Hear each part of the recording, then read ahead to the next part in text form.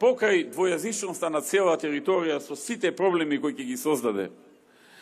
Сето тоа, Зоран Заев, очигледно видовме, ветувал и во неговата програма, тоа е опишано со поинаков речник, но сосема јасно, и во Швајцарија кога зборуваше, ветувал кантонизација.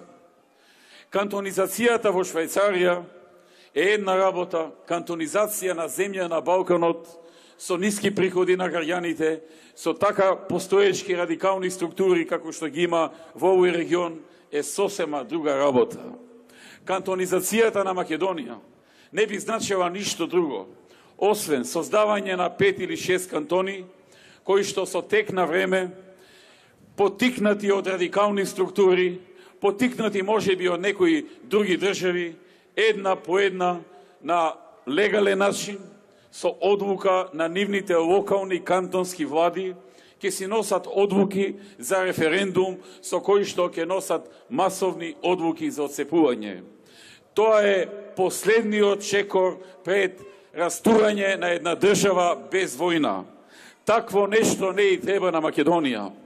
Многу генерации наши предци изгинаа, ги дадоа животите, се мачеа, се жртвуваа, ризикуваа. Многу семејства останаа без своите најблиски за денеска да имаме оваа држава, оваа слобода, оваа сувереност, унитарност и независност.